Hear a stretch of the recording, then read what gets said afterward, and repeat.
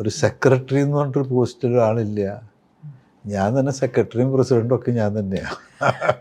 എനിക്ക് ബ്രാൻഡ് ഉപയോഗിക്കുമ്പോൾ എനിക്ക് ഭയങ്കര ഒരു, ഇപ്പോൾ ഞാനൊരു ബ്രാൻഡ് കൊണ്ടു നടക്കുമ്പോൾ മറ്റുള്ളവർ കാണുമ്പോൾ എന്ത് തോന്നാന്നുള്ളൊരു തോന്നലാണ്. അപ്പോൾ ഞാൻ അത് പൊത്തിപ്പിടിക്കും. എനിക്ക് എൻ്റെ തൊട്ട് മൂത്ത ബ്രദറിനോട് ഭയങ്കര ദേഷ്യം ഉണ്ടായിരുന്നു. അതെന്ന് വെച്ചാൽ ആൾ കല്യാണം കഴിക്കാണ്ട് ഇങ്ങനെ നമ്മളിട്ട് ചിറ്റിക്കുന്ന ഒരു സംവിധാനം.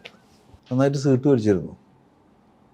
അതൊരു സാഹചര്യം വന്നപ്പോൾ നിർത്തിയിട്ടുണ്ട്. എങ്ങനെ ഇത്ര സുന്ദരനായിട്ടും അല്ലെങ്കിൽ ഇത്ര ഫിറ്റായിട്ടിരിക്കണം എങ്ങനെയാണ്?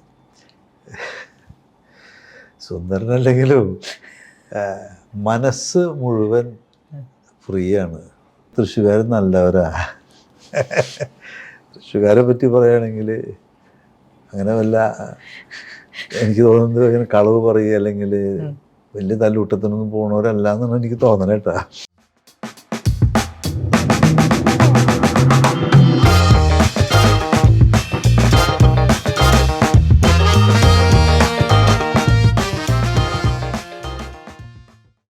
ജോയ് ആലുക്കാസിൻ്റെ ഉള്ളിലിരിപ്പ് എന്താണ് നമുക്ക് ചോദിക്കാം. സാധാരണ ഒരു ദിവസം എങ്ങനെയാണ് ആരംഭിക്കുന്നത്? ഇതൊക്കെ രഹസ്യമാണിത്. ഇപ്പോൾ പരസ്യമാക്കാം നമുക്ക്. അതെ, ഞാൻ 8 മണിക്കൂർ നന്നായിട്ട് ഉറങ്ങും.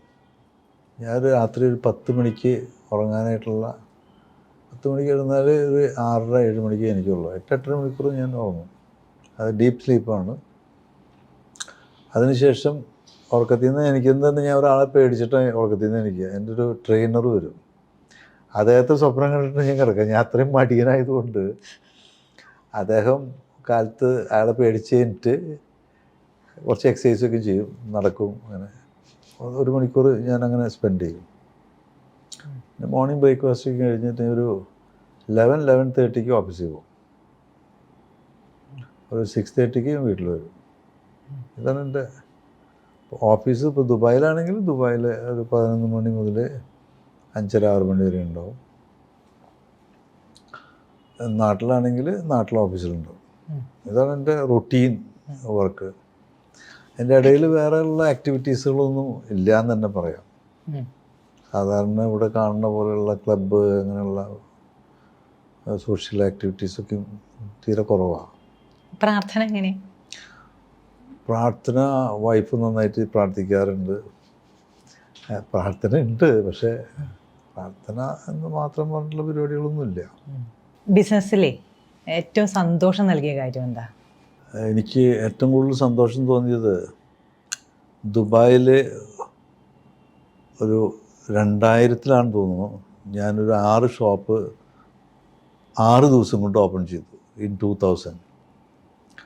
അത് 6ാമത്തെ ഷോപ്പിൻ്റെ ഉദ്ഘാടനം കഴിഞ്ഞപ്പോൾ ഭയങ്കര അച്ചീവ്മെൻ്റ് ആയിരുന്നു. ഇതുകൊണ്ട് 6ാമത്തെ എനിക്ക് ലൂലു ഹൈപ്പർ മാർക്കറ്റ് ഗിസൈസിലുള്ള ഷോപ്പായിരിക്കും. അതുകൊണ്ട് കഴിഞ്ഞോടുകൂടി എനിക്കൊരു ഒരു രാത്രി മുഴുവൻ സന്തോഷമായിരുന്നു. ഇത് 6 ദിവസം 6 ഷോപ്പ് തുടങ്ങാന്നുള്ളത് 2000-ലൊക്കെ അങ്ങനെ തുടങ്ങാന്നുള്ളത് എളുപ്പമല്ലായിരുന്നു. ഇതിനുവേണ്ട എംപ്ലോയീസ്, അവിടെ വിസ പ്രോബ്ലംസ് ഉണ്ട്.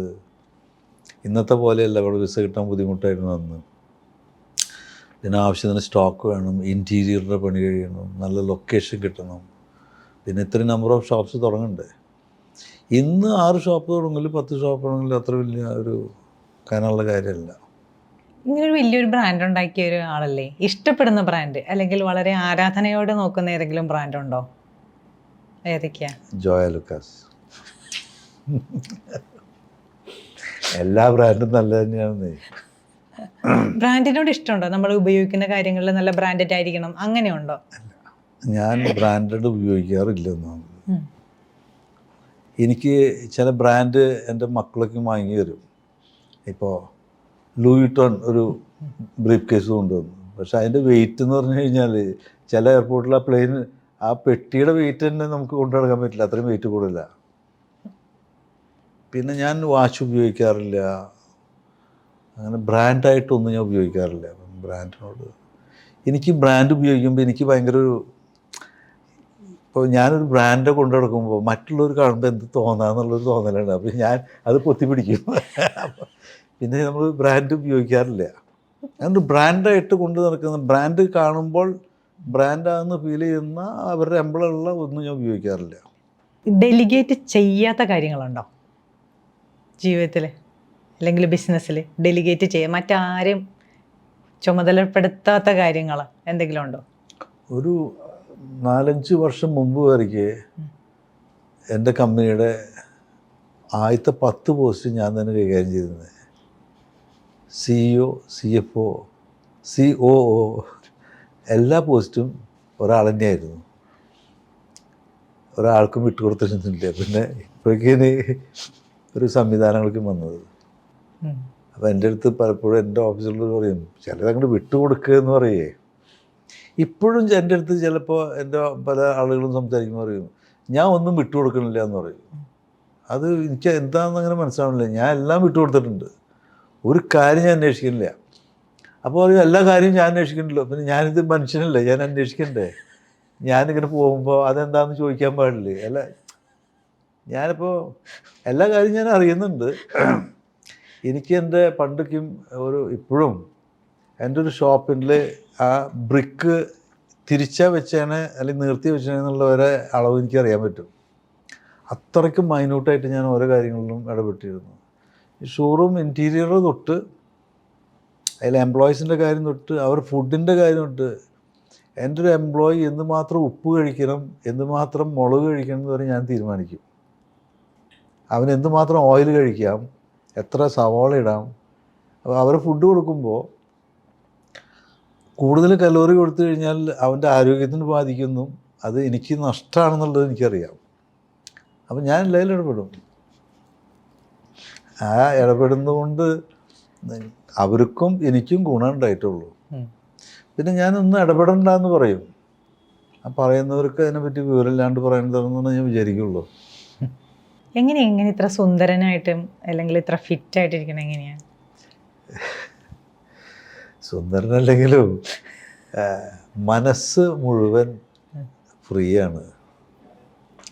നമ്മൾ മനസ്സിലൊന്നും കൊണ്ടു നടക്കുന്നില്ല. ഇപ്പോൾ ഒരു ഇൻസിഡൻറ്റ് ഉണ്ടായി, അല്ലെങ്കിൽ ഒരാൾക്ക് എന്നോട് ദേഷ്യം ഉണ്ടായി, അല്ലെങ്കിൽ ഒരു സംഭവം ഉണ്ടായി കഴിഞ്ഞാൽ ഞാൻ കൂടി ഒന്ന് അരമണിക്കൂർ 1 മണിക്കൂർ കഴിഞ്ഞ് അത് മറക്കും.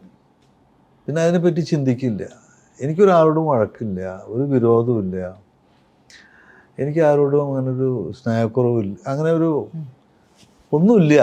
അപ്പോൾ ഒക്കെയും ഹാർട്ടൊക്കെയും ഇങ്ങനെ ഫ്രീ ആയി കിടക്കുക. നമുക്ക് തടസ്സങ്ങളില്ലല്ലോ.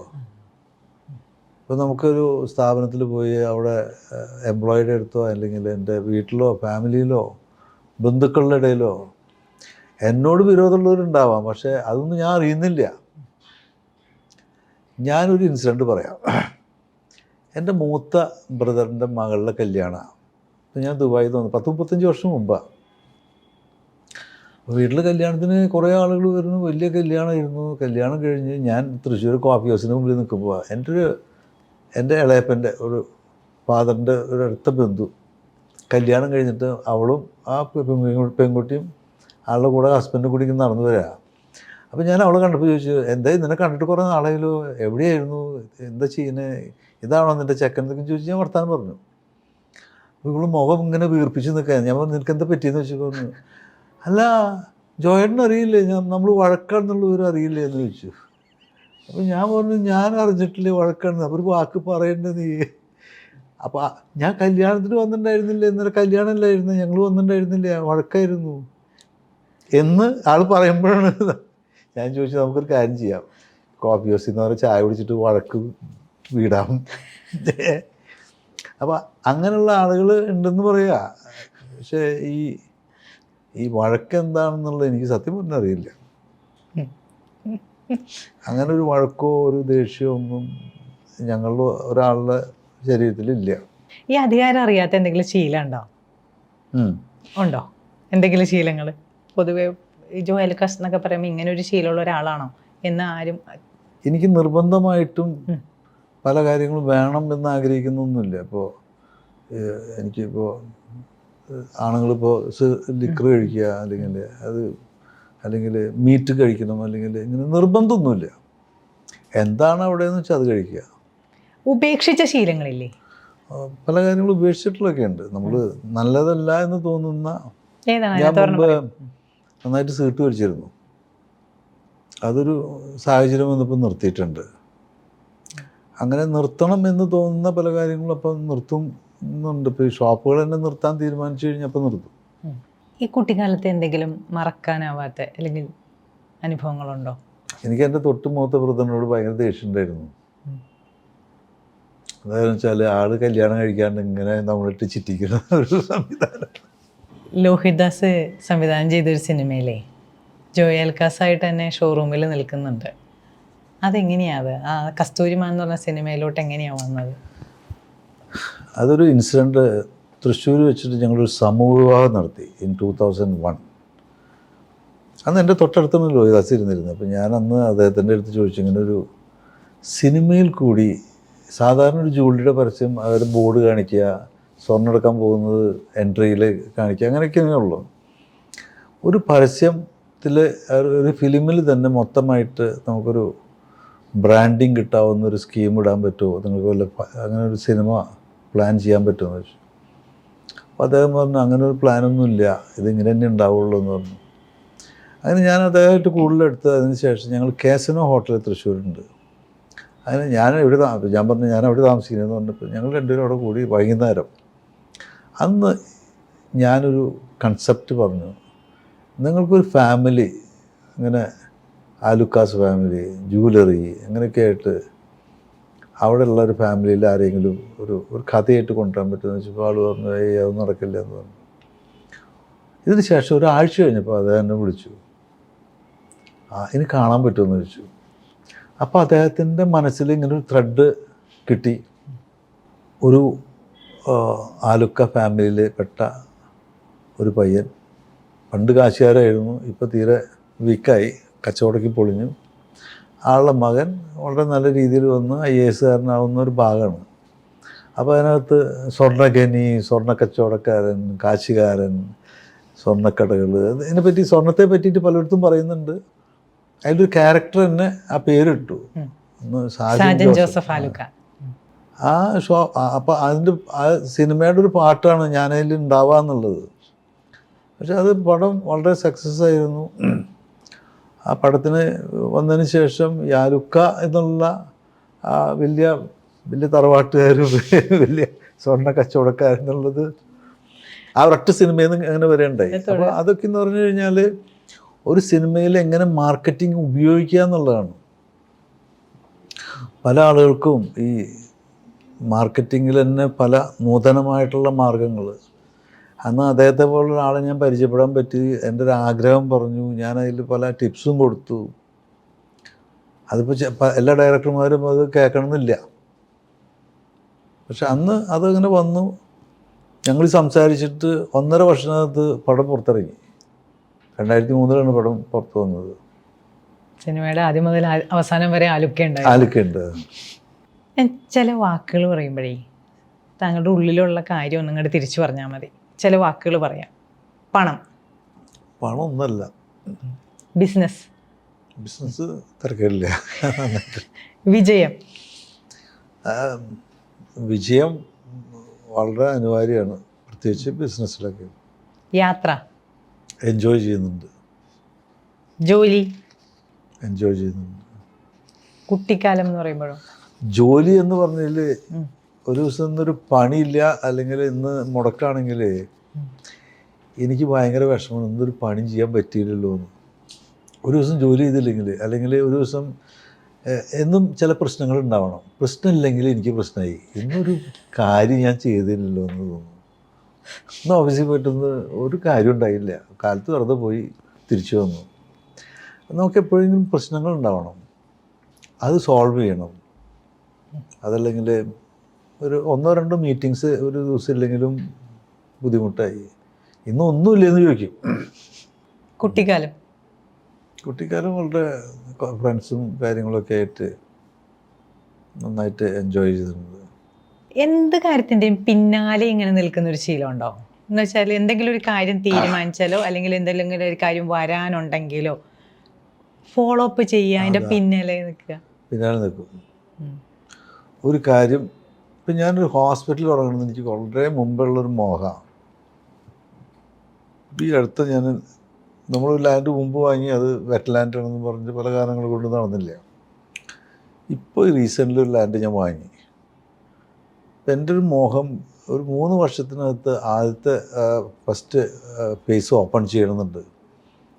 അപ്പോൾ എന്നും നേരം വെളുത്തു കഴിഞ്ഞാൽ ആ ഒരൊറ്റ ചിന്തയുള്ളൂ ഹോസ്പിറ്റലിൻ്റെ. ജൂണിലേക്ക് ഇപ്പം ഞാൻ നോക്കിയില്ലെങ്കിൽ അതിങ്ങനെ നടക്കും. ഈ വർഷം 10-22 ഷോപ്പ് തുടങ്ങുന്നുണ്ട്, അത് അതിൻ്റെ പണിക്ക് നടക്കും. പക്ഷെ ഞാൻ എപ്പോഴും ഇപ്പം എൻ്റെ മനസ്സിൽ ഈ ഹോസ്പിറ്റലും അതിനോടനുബന്ധിച്ചുള്ള ചിന്തകൾ മാത്രമേ ഉള്ളൂ. എന്താണ് ഏറ്റവും പുതിയ കാര്യം അതിന്, അല്ലെങ്കിൽ അതെ, അതിനെ എങ്ങനെ കൊണ്ടുവരേണ്ടത്, അതെങ്ങനെ ആയിരിക്കണം. തൃശ്ശൂർ ഒരു ടവർ പണിയുന്നുണ്ട്, ഒരു ഗോൾഡ് ടവർ തൃശ്ശൂർ. അത് 51 സ്റ്റോറീഡ് ബിൽഡിങ്ങാണ്. വാണിജ്യാവശ്യത്തിന് അല്ല, ഇതുപോലുള്ള അപ്പാർട്ട്മെൻറ്റ്. എനിക്ക് വേറൊരു ഡിപ്പാർട്ട്മെൻറ്റിലാണ് ജോയ ലൂക്കാസ് ലൈഫ് സ്റ്റൈൽ ഡെവലപ്പേഴ്സ് എന്നുള്ളത്. അതിൻ്റെ ഭാഗമായിട്ട് പണിയുന്നതാണ്. അങ്ങനെ കുറേ ബിൽഡിങ്ങുകളില്ല തൃശ്ശൂർ. പക്ഷേ ഈ 2 വിഷയത്തിലാണ് ഇപ്പം ഞാൻ ഏറ്റവും കൂടുതൽ സമയം കളയുന്നത്. അപ്പം എൻ്റെ അടുത്ത് ഓഫീസിൽ വരുമ്പോൾ ചോദിക്കും, ഇപ്പോൾ ഈ ആൾക്ക് കച്ചവടത്തിലൊന്നും ഒരു ശ്രദ്ധയില്ല, ഇപ്പോൾ ഫുൾ ടൈം ഇപ്പോൾ ഹോസ്പിറ്റലും ഇതാണ് പണിയുന്നത്. പക്ഷേ ഞാനതിൽ വളരെയധികം എൻജോയ് ചെയ്യുന്നുണ്ട്. അതിൻ്റെ എൻജിനീയേഴ്സായിട്ടുള്ള മീറ്റിംഗ് തൊട്ട് എല്ലാ കാര്യങ്ങളിലും എനിക്ക് ഭയങ്കര എൻജോയ്മെൻറ്റാണ്. ഈ പങ്ക്ച്വാലിറ്റി അല്ലെങ്കിൽ ടൈം മാനേജ്മെൻറ്റ് എപ്പോഴും പറയുന്നൊരു വാക്കായിട്ട് ശ്രദ്ധിച്ചിട്ടുണ്ട്. എങ്ങനെയാണ് ഈ ടൈം മാനേജ് ചെയ്യുന്നത്? നമുക്കൊരു ടൈം ടേബിൾ ഉണ്ടായാൽ മതി. ഒരു ദിവസത്തിൽ ഇത്ര മണിക്കൂർ ഉറങ്ങുക, ഇത്ര മണിക്കൂർ എക്സസൈസ് ചെയ്യുക, ഇത്ര മണിക്കൂർ ഓഫീസിൽ പോവുക. അത് കൃത്യമായിട്ട് നമ്മൾ എഴുതി വെക്കുന്ന, അങ്ങനെ എഴുതി വെക്കേണ്ട, അത് മനസ്സിലിങ്ങനെ വരും. ഒരു ബയോളജിക്കൽ നമ്മൾ വന്നു അത് വരും അങ്ങോട്ട്. എഴുതി വെക്കുന്ന ശീലം വല്ലതും ഉണ്ടോ? എന്തെങ്കിലുമൊക്കെ എഴുതി വെക്കാൻ? ഒരു കാര്യം എഴുതി വയ്ക്കില്ല, ജേർണലിങ് എഴുത്തൊന്നുമില്ല. എഴുതി വയ്ക്കുന്ന ശീലമില്ല. ഒരു സെക്രട്ടറി എന്ന് പറഞ്ഞിട്ടൊരു പോസ്റ്റിൽ ഒരാളില്ല. ഞാൻ തന്നെ സെക്രട്ടറിയും പ്രസിഡൻറ്റും ഒക്കെ ഞാൻ തന്നെയാണ്. ഇതെല്ലാം ഉള്ളിലാണ്. ഇതെല്ലാം Luxury, convenience, and a commitment to green living. Vigaland Homes presents Biophilic Urban Homes.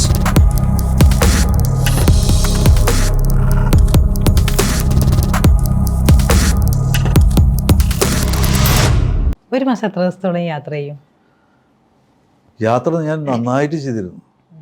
ഞാൻ ആഫ്റ്റർ പാർട്ടീഷൻ 2002 മുതൽ 2010-11 വരയ്ക്ക് എല്ലാ ഫ്രൈഡേ തേഴ്സ്ഡേ ഈവനിങ്ങിൽ അവിടുന്ന് ഫ്ലൈറ്റിൽ ഇങ്ങോട്ട് വരും. അന്ന് എമിറേറ്റ്സിൽ ഇങ്ങോട്ട് വരും. ഇവിടുന്ന് സൺഡേ സാറ്റർഡേ നൈറ്റ് ഇവിടുന്ന് ഞാൻ പോകും. ആഴ്ചയിൽ 3 ദിവസം ഇവിടെയും 4 ദിവസം ഗൾഫിലായിരുന്നു. അങ്ങനെ ഞാൻ 10 വർഷത്തോളം ഞാൻ യാത്ര ചെയ്തിട്ടുണ്ട്. ഞാൻ അവിടെ ഇരുന്നു കൊണ്ടാണ് ഇവിടെ സ്ഥാപനം തുടങ്ങിയത്. ഇവിടെ വന്നു കഴിഞ്ഞാൽ അന്ന് 2003 ഞാൻ ഫ്ലൈറ്റ് ലീസിനെടുത്തിട്ടാണ് ഞാൻ നടക്കുന്നത്. 2005 ഫ്ലൈറ്റ് വാങ്ങാൻ തന്നെ തീരുമാനിച്ചു. അത്രയധികം ഞാൻ ഓടിയിരുന്നു പലയിടത്തും. ഇപ്പോൾ സേലത്ത് പോകാമെന്ന് പറഞ്ഞാൽ സേലത്തുനിന്ന് പോകണമെങ്കിൽ റോഡ് മോശമായിരുന്നു. ഇപ്പോൾ നല്ല റോഡായി. അത് ഫ്ലൈറ്റിനേക്കാൾ സ്പീഡിൽ റോഡ് വഴിക്ക് പോകാം. ഈ മധുരയിലോ ട്രിച്ചിയിലോ ഹൈദരാബാദോ ബോംബെയിലോ അല്ലെങ്കിൽ പൂനെയിലൊക്കെ പോകാനായിട്ട് നമ്മൾ വാങ്ങി 2-3 വർഷത്തിന് ശേഷം മറ്റുള്ള സ്ഥാപനക്കാരും ഇങ്ങനെ ഫ്ലൈറ്റ് വാങ്ങാനും അല്ലെങ്കിൽ സംവിധാനങ്ങളൊക്കെ ആയി. അപ്പം അന്ന് ഞാനിവിടെ ഇല്ല. പിന്നെ എനിക്ക് എൻ്റെ പകരം ഓടാനായിട്ട് എൻ്റെ മക്കളോ എൻ്റെ ബ്രദേഴ്സോ ആരും എനിക്ക് പകരം ആരും ഇല്ല. അപ്പോൾ ഞാൻ തന്നെ ഓടണം. അന്ന് ധാരാളം യാത്ര ചെയ്തിരുന്നു. ഓരോ ഷോപ്പ് എടുക്കാനായിട്ട് എനിക്ക് തോന്നുന്നത് ലണ്ടൻ ഷോപ്പ് തുടങ്ങാനായിട്ട് ഞാനൊരു 12 പ്രാവശ്യം പോയിട്ടുണ്ട്, സ്ഥലം എടുക്കാൻ മാത്രം. ബാംഗ്ലൂർ സ്ഥലം എടുക്കാനായിട്ട് ഞാനൊരു 10-15 പ്രാവശ്യം പോയിട്ടുണ്ടാവും. ഇപ്പോൾ പുസ്തകം എഴുതിയല്ലോ, പുസ്തകം വായിക്കാറുണ്ടോ? ഒരുപാട് വായന കുറവാണ്, ഇല്ല എന്ന് തന്നെ പറയാം. ഞാൻ എഴുതിയ ബുക്ക് വായിച്ചു, അതല്ലാതെ. അപ്പോൾ ഈ പുതിയ കാര്യങ്ങളൊക്കെ എങ്ങനെയാണ് പഠിക്കുന്നത്, അറിയണത്? നിരീക്ഷണത്തിലൂടെയാണോ? എങ്ങനെയാണ്? നിരീക്ഷണത്തിലൂടെ യാത്ര ചെയ്യുമ്പോൾ ആൾക്കാരോട് സംസാരിക്കുമോ? എങ്ങനെയാണ്? യാത്ര ചെയ്യുമ്പോൾ കാണുന്ന കാര്യങ്ങൾ, അങ്ങനെ പല കാര്യങ്ങളും യാത്രയിൽ കൂടിയും നിരീക്ഷണത്തിൽ കൂടിയും. പിന്നെ പത്രം നന്നായിട്ട് വായിക്കും. ഇപ്പോഴുള്ള സമകാലിക കാര്യങ്ങളെല്ലാം ഞാൻ ശ്രദ്ധിക്കാറുണ്ട്. മറ്റു ഹോബികൾ എന്തൊക്കെയാണ്? മെയിൻ ഹോബി ബിസിനസ്സാണ്. പിന്നത്തെ ഹോബി എന്ന് പറഞ്ഞു കഴിഞ്ഞാൽ എനിക്ക് കുക്ക് ചെയ്യാനൊക്കെ ഇഷ്ടമാണ്. പ്രത്യേകിച്ച് ക്ലീൻ ചെയ്യുക, കട്ട് ചെയ്യുക, കുക്ക് ചെയ്യാനൊക്കെ ഞാൻ സഹായിക്കാറുണ്ട്. ഏറ്റവും ഇഷ്ടമുള്ള കുക്ക് ചെയ്യാൻ ഇഷ്ടമുള്ള ഡിഷ് ഏതാ? അങ്ങനെയൊന്നുമില്ല, ഞാൻ അത്യാവശ്യം കുക്ക് ചെയ്യും. പാട്ട് കേൾക്കോ, പാട്ട് പാടൂ? പാട്ട് കുക്ക് ചെയ്യണ എങ്ങനെയാ? കേൾക്കും, എന്തെങ്കിലുമൊക്കെ പാട്ട് കേൾക്കും, പാട്ട് പാടും. അങ്ങനെ വലിയ ഗായകനല്ലെങ്കിലും അത്യാവശ്യം പാട്ടാണെന്ന് പാടി കഴിയുമ്പോൾ അത് പാട്ടായിരുന്നു എന്നുള്ളത് മനസ്സിലാക്കും. പിന്നെ കുക്ക് ചെയ്യാനായിട്ട് അങ്ങനെ ഒരു ഗൾഫിൽ പോയ സമയത്താണ് എനിക്കത് പഠിക്കാനായിട്ട് തോന്നിയത്. മറ്റുള്ളവരിൽ ഇഷ്ടപ്പെടാത്ത സ്വഭാവം എന്താ? ഇടപെടുന്ന മറ്റുള്ളവരിൽ കാണുമ്പോൾ ഇഷ്ടപ്പെടാത്ത സ്വഭാവം? എനിക്ക് എൻ്റെ അടുത്ത് മറ്റുള്ളവരെ പറ്റിയിട്ട് ആരെങ്കിലും കുറ്റങ്ങളോ കുറവുകളോ എനിക്ക് കേൾക്കാൻ ഇഷ്ടമല്ല. ഞാൻ കേൾക്കില്ല. രാഷ്ട്രീയമാണെങ്കിലോ അല്ലെങ്കിൽ മറ്റ് സ്ഥാപനങ്ങളെ പറ്റിയിട്ടോ വ്യക്തികളെ പറ്റിയിട്ടോ നെഗറ്റീവായിട്ട് ആരെങ്കിലും എൻ്റെ അടുത്ത് ആരെങ്കിലും വരാൻ എൻ്റെ ഓഫീസിൽ അങ്ങനെ ആരും കയറി വരില്ല. എനിക്കത് കേൾക്കുന്നത് ഇഷ്ടമില്ല. പിന്നെ ഇന്ന് മൊബൈലിൽ എല്ലാവരെയും എല്ലാം, അപ്പോൾ ഈ അടുത്ത കാലത്താണ് എൻ്റെ ഈ നോക്കിയ ഫോൺ തന്നെ ഞാൻ മാറ്റിയത്. എനിക്ക് ഈ സോഷ്യൽ മീഡിയയിൽ എന്താ നടക്കണമെന്ന് എനിക്ക് അറിയില്ല. നമ്മളറിയണ്ടേ? അപ്പോൾ ഞാനത് അറിയാനോ അതിൻ്റെ പിന്നാലെ നടക്കാനോ ശ്രമിക്കുക, എനിക്ക് ഒന്നാമത് നേരമില്ല. രണ്ടാമത് ഞാനതിനകത്ത് എനിക്ക് താല്പര്യമില്ല. ഈ മൊബൈൽ ഫോണിൽ അധികം നേരം ചെലവിടാറുണ്ടോ? സമയം ചെലവിടാറുണ്ടോ? ഇല്ല. അങ്ങനെ ഇഷ്ടപ്പെട്ട മൊബൈൽ ആപ്ലിക്കേഷനോ അങ്ങനെ എന്തെങ്കിലും? ഇല്ല. മൊബൈല് ഒന്ന് കൊണ്ടു നടക്കുന്നുണ്ട്. ഇപ്പം ഉള്ള മൊബൈൽ തന്നെ കുറച്ച് വർഷമായി. ഈ ഇടയായിട്ട് എൻ്റെ മകളൊരു ഫോൺ എനിക്ക് വാങ്ങി തരണ്ടായി. പക്ഷെ ഇതിൽ നിന്ന് ഈ ഫോണിൽ നിന്ന് അതിലേക്ക് ട്രാൻസ്ഫർ ചെയ്യണ്ടേ? അതിങ്ങനെ പഠിച്ച് അതിപ്പോൾ 3 കൊല്ലമായി. ആ ഫോൺ പഴയതായി. ഇപ്പോഴും പഴയ ഫോൺ തന്നെ ഉപയോഗിക്കുന്നത്. അതെ, ഈ ലോകം അവസാനിക്കാൻ ഇനി ഒരാഴ്ചയുള്ളൂ എന്ന് വയ്ക്കുക. എന്തായിരിക്കും ആ ഒരാഴ്ച ചെയ്യുക? ആ ഒരാഴ്ച എന്ത് ചെയ്യും? ഒരാഴ്ച കൊണ്ട് നമ്മളെല്ലാവരും അവസാനിച്ചു പോകും. അപ്പം എന്താ ചെയ്യുക? ഇതൊക്കെ ഒരു കുസൃതി ചോദ്യമല്ലേ? അതെ, ഇതൊരു 10-15 ഷോപ്പ് കൂടി തുടങ്ങാൻ പ്ലാൻ ചെയ്യും. ഒരാഴ്ച കൂടിയല്ലേ ഉള്ളൂ. ഈ സംരംഭക ജീവിതത്തിൽ എപ്പോഴെങ്കിലും പശ്ചാത്താപം, റിഗ്രറ്റ് തോന്നിയിട്ടുണ്ടോ? എപ്പോഴെങ്കിലും എന്തെങ്കിലും കാര്യത്തിൽ പശ്ചാത്താപം തോന്നിയിട്ടുണ്ടോ? പലപ്പോഴും റിഗ്രറ്റ് തോന്നുന്ന കാര്യങ്ങൾ ഉണ്ടായിട്ടുണ്ട്. അതൊക്കെ ഉണ്ടാവില്ലേ, സാധാരണ മനുഷ്യരല്ലേ. പക്ഷെ ഒരു കാര്യം തെറ്റ് ആയി അല്ലെങ്കിൽ അത് ചെയ്യാൻ പാടില്ലാത്തായിരുന്നു എന്ന് തോന്നിക്കഴിഞ്ഞാൽ അപ്പം സ്റ്റോപ്പ് ചെയ്യും. ഈ കൊറോണ സമയത്ത് 18 ഷോപ്പ് ഞാൻ നിർത്തി. എന്നുവെച്ചാൽ വീക്കായിട്ടുള്ള ഷോറൂം, അതായത് ഒരേ സ്ട്രീറ്റിൽ തന്നെ 2-3 ഷോപ്പ് ഉണ്ടായിരുന്നു. അപ്പോൾ വീട്ടിലിരുന്നപ്പോൾ ഒരു മാസം എനിക്കും കൊറോണ ആയിട്ട് വീട്ടിൽ ഇരിപ്പായപ്പോൾ അന്ന് കുറേ കാര്യങ്ങളൊക്കെ ഞാൻ തീരുമാനമെടുത്തു. പക്ഷേ ആ തീരുമാനം എടുത്തത് വളരെ സക്സസ് ആയിരുന്നു എന്നുള്ളത് കാലം തെളിയിച്ചു. ഇപ്പോഴത്തെ ആകെ ചിന്ത 2 കാര്യമുള്ളൂ എന്ന് പറഞ്ഞില്ല. ഒന്ന് ഹോസ്പിറ്റല്, ഒന്ന് ഗോൾഡ് ടവർ. തൃശ്ശൂരുള്ള വിത്തിൻ 3 ഇയറിനകത്ത് അത് ഇംപ്ലിമെൻ്റ് ചെയ്യും. ഈ ബിസിനസ്സിൽ ഏറ്റവും കൂടുതൽ ത്രില്ല് കിട്ടുന്നത് ഏത് കാര്യത്തിലാണ്? ഞാൻ ഓരോ കാര്യങ്ങളിപ്പോൾ ഒരു കാര്യം ഇംപ്ലിമെൻ്റ് ചെയ്യാൻ തീരുമാനിച്ചു, അത് കഴിയുമ്പോൾ കിട്ടുന്നൊരു സുഖം. ഈ വർഷം ഇത്ര ടേൺ ഓവർ നമ്മൾ ഹൈക്ക് ചെയ്യാൻ അല്ല ഇത്രയ്ക്കും ഒരു ടാർഗറ്റ് ഉണ്ടായിരിക്കും. ആ ടാർഗറ്റ് അച്ചീവ് ചെയ്യുമ്പോഴൊരു സുഖമുണ്ട്. അതൊരു സുഖമാണ്. നമ്മൾ ഈ ബാലൻസ് ഷീറ്റ് ഇപ്പോൾ മാർച്ച് 31 നമ്മൾ കഴിഞ്ഞ കൊല്ലം പ്രതീക്ഷിച്ചത് ഇത്ര %ആണ്. നമുക്കത് ആ ലെവലിലേക്ക് എത്താൻ പറ്റി. അതൊരു ഭയങ്കര സുഖം തന്നെയാണ്. ബിസിനസ്സിൽ നിന്ന് വിരമിക്കുമോ? ബിസിനസ്സിൽ നിന്ന് വിരമിക്കുക എന്ന് പറഞ്ഞാൽ തൊഴിലില്ലാണ്ടാവാന്നാണ് ഒരു ബുദ്ധിമുട്ടാണ്. പണ്ട് അങ്ങനെ ഒരു മോഹം ഉണ്ടായിരുന്നു തോന്നുന്നുണ്ടല്ലോ. ഇല്ല. അതായത് വിരമിക്കുക എന്ന് പറഞ്ഞു കഴിഞ്ഞാൽ നമ്മൾ 7ാം കൂലിയായിട്ട് മാറും. നമുക്ക് പിന്നെ പണിയില്ലാണ്ടാവും. അപ്പോൾ ആ പൊസിഷൻ നിലനിൽക്കണമെങ്കിൽ തൊഴിൽ വേണം. അപ്പോൾ നമ്മൾ ആരോഗ്യം ഉള്ളിടത്തോളം കാലം വർക്ക് ചെയ്യുക എന്നുള്ളതാണ്. ഈ തൃശ്ശൂർ ജനിച്ചതിൻ്റെ, തൃശ്ശൂരുകാരനായതിൻ്റെ ഗുണം അല്ലെങ്കിൽ മെച്ചം എന്താണ്? അങ്ങനെയൊന്നുമില്ലാന്നേ. തൃശ്ശൂർകാരനാണെങ്കിലും കോട്ടയംകാരനാണെങ്കിലും ഒക്കെയും ഒരുപോലെ തന്നെയാണ്. ഒക്കെ ഒന്ന് തന്നെയാണ്. എനിക്ക് അറിയില്ല, എനിക്ക് തൃശ്ശൂരും തൃശ്ശൂരിൽ പക്ഷേ ഒരുപാട് എന്റർപ്രണേഴ്സ് ശരിക്കും പറഞ്ഞാൽ ലോകം കീഴടക്കിയ ഒരുപാട് എന്റർപ്രണേഴ്സ് തൃശ്ശൂരിൽ നിന്നാണ് ജനിച്ചിരിക്കുന്നത്. അതിന് എന്തെങ്കിലും വിശകലനം ചെയ്തിട്ടുണ്ടോ? എന്തുകൊണ്ടായിരിക്കും എന്ന് അങ്ങനെ നോക്കി? തൃശ്ശൂർ മുഴുവൻ ഇൻഡസ്ട്രിയുടെ ഒരു പഴയ കാലഘട്ടത്തിൽ കല്ലുര, ഈ ഡയമണ്ട് കട്ടിങ്, ലെയ്ത്ത് കമ്പനികൾ ധാരാളം ഉണ്ടായിരുന്നു, ഒട്ട് കമ്പനികളുണ്ടായിരുന്നു, സ്പിന്നിങ് മില്ലുകൾ ധാരാളം ഉണ്ടായിരുന്നു. തൃശ്ശൂർ ഒരു ഇൻഡസ്ട്രിക്ക് വേണ്ടി, പിന്നെ ബാങ്കിങ്, ചിട്ട് കമ്പനികൾ, തൃശ്ശൂർക്കാരൊക്കെയും കൃഷിക്കാരൊക്കെയും വളരെ കുറവാണ്. ഈ റബ്ബറോ അല്ലെങ്കിൽ അങ്ങനെയുള്ളതൊന്നുമില്ല. എല്ലാവരും കച്ചവടത്തിൻ്റെ ബേസിലുള്ള ആളുകളാണ്. പിന്നെ നന്നായിട്ട് ഹാർഡ് വർക്ക് ചെയ്യുന്നവരെ തൃശ്ശൂർക്കാർ. പിന്നെ തൃശ്ശൂർക്കാർ നല്ലവരാ. തൃശ്ശൂർക്കാരെ പറ്റി പറയുകയാണെങ്കിൽ അങ്ങനെ വല്ല, എനിക്ക് തോന്നുന്നത് അങ്ങനെ കളവ് പറയുക അല്ലെങ്കിൽ വലിയ തല്ലൂട്ടത്തിനൊന്നും പോണവരല്ല എന്നാണ് എനിക്ക് തോന്നണേട്ടാ. അതിപ്പോൾ മറ്റുള്ള എല്ലാവരും അവരെ പറ്റിയിട്ട് നല്ല തന്നെ പറയുള്ളൂ. പൊതുവെ തൃശ്ശൂർക്കാർ മുഴുവൻ നന്നായിട്ട് ഹാർഡ് വർക്ക് ചെയ്യുന്നവരാണ്. തൃശ്ശൂർ മുതൽ കാസർഗോഡ് വരെയുള്ള ആളുകൾ ആ വർക്കിങ്ങിൻ്റെ അവരുടെ രീതികൾ വ്യത്യാസമുണ്ട്. തൃശ്ശൂരിൽ നിന്ന് ഇങ്ങോട്ട് തിരുവനന്തപുരം വരെയുള്ള ആളുകളുടെ ക്യാരക്ടറിലും വ്യത്യാസമുണ്ട്. അതെന്താ വ്യത്യാസം എന്ന് ചോദിച്ചു കഴിഞ്ഞാൽ കുറേ വ്യത്യാസങ്ങളുണ്ട്. ഇവർക്കൊക്കെ ജോലിക്കാരാവാനാണ് താല്പര്യം, പ്രത്യേകിച്ച് കോട്ടയം ജില്ലയിലൊക്കെ നേഴ്സിങ് ജോലിക്കാർ. തൃശ്ശൂരിൽ നിന്ന് കാസർഗോഡ് വരെയുള്ള ഫുട്പാത്ത് കച്ചവടമാണെങ്കിലും എന്താണെങ്കിലും ബിസിനസ്സിനോടും ഹാർഡ് വർക്കിനോടൊക്കെ താല്പര്യമുള്ളവരാണ്. നന്നായിട്ട് ഹാർഡ് വർക്ക് ചെയ്യും. ഈ ജോയ ലുക്കാസ് ഫൗണ്ടേഷൻ്റെ ഒരുപാട് ജീവകാരുണ്യ ഏതെല്ലാം മേഖലകളിലാണ്?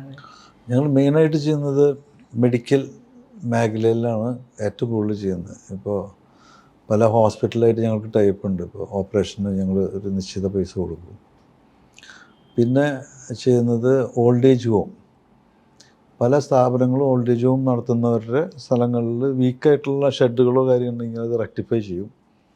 പിന്നെ മന്ത്ലി അവർക്ക് പൈസ കൊടുക്കുന്ന സംവിധാനമുണ്ട്. അത് സൗത്ത് ഇന്ത്യയിൽ പല സ്ഥലങ്ങളിൽ ചെയ്യുന്നുണ്ട്. പിന്നെ മെയിനായിട്ട് ചെയ്യുന്നത് കുട്ടികളുടെ എഡ്യൂക്കേഷൻ. അത് തീരെ പൂറായിട്ടുള്ള സ്ഥലങ്ങളിൽ, കേരളത്തിലില്ല കേട്ടോ, തമിഴ്നാട്ടിൽ ആന്ധ്രയിലൊക്കെ ഉണ്ട്. പിന്നെ വീക്കായിട്ടുള്ള ഗവൺമെൻറ് സ്കൂളുകളെല്ലാം ഞങ്ങൾ റെക്ടിഫൈ ചെയ്യും, അങ്ങനെ ചെയ്യുന്നുണ്ട്. പിന്നെ ഹോസ്പിറ്റലുകൾ, ഗവൺമെൻറ് ഹോസ്പിറ്റലുകളെല്ലാം അതിൻ്റെ ഉള്ളിൽ ചില മാറ്റങ്ങൾ വരുത്തും. പിന്നെ വീട് പണിത് കൊടുക്കുന്നുണ്ട്. മൈ ഹോം എന്ന് പറഞ്ഞിട്ട് ഞങ്ങൾക്കൊരു ആക്ടിവിറ്റി. ഞങ്ങളിപ്പോൾ ഒരു 400-ന് മുകളിൽ വീടുകൾ പണിത് കഴിഞ്ഞു. ഞങ്ങൾ അത് ഈ ഓക്കി ആ സമയത്താണ് സ്റ്റാർട്ട് ചെയ്തത്. തിരുവനന്തപുരത്തൊക്കെ ഉണ്ടായിരുന്നു. അപ്പോൾ അതെ, ഓക്കിയല്ല, ഈ അടുത്ത പ്രളയം വന്നില്ലേ, ഒരു ഫ്ലഡ് വന്നില്ലേ, അതിനുശേഷം.